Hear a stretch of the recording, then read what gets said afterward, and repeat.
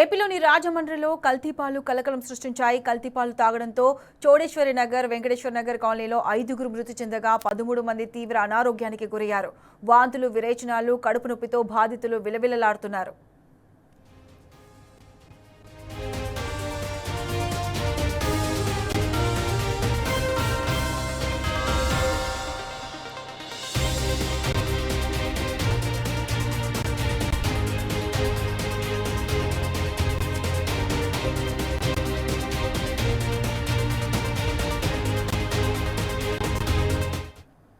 ఒక్కసారిగా రాజమండ్రిలో ప్రజలు అనారోగ్యానికి గురవడం స్థానికంగా కలకలం రేపింది. దీనిపై పోలీసులు కేసు నమోదు చేసుకుని దర్యాప్తు చేస్తున్నారు.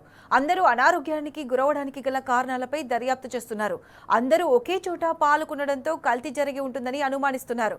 మృతుల పోస్టుమార్టం రిపోర్ట్ వస్తేనే అసలు నిజాలు తెలుస్తాయని పోలీసులు భావిస్తున్నారు.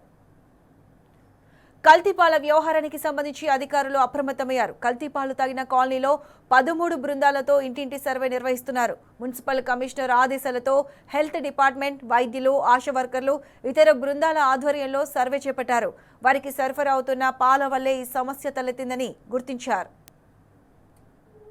ఈ నేపథ్యంలో ఆ కుటుంబాలకు పాలు పోస్తున్న కోరుకొండ మండలం నర్సాపురం గ్రామానికి చెందిన గణేష్ ను పోలీసులు అదుపులోకి తీసుకున్నారు. పాలు ఎక్కడి నుంచి వస్తున్నాయి, ఎవరు సరఫరా చేస్తున్నారు, ఎవరి ఆధ్వర్యంలో సరఫరా జరుగుతుంది, ఏ గ్రామాల నుంచి రాజమండ్రికి పాలు వస్తున్నాయనే విషయాలపై పోలీసులు ఆరా తీస్తున్నారు.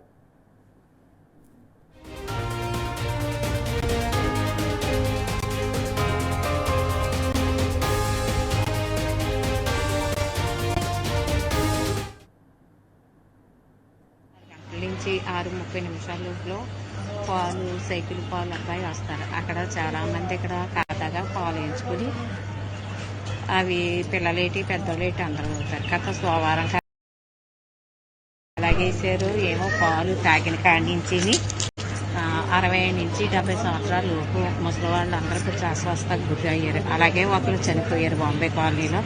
కనకరత్నం అలాగని బాసిటి కనకరత్నం గారు అలాగని కిడ్నీలు పెయిన్ అని అవి చనిపోయారు శుక్రవారం. అలాగే కొంతమంది హాస్పిటల్లో ఉన్నారు. చౌడేశ్వరి నగరం, లాలాచరికి సంబంధించిన ఎన్డీఏ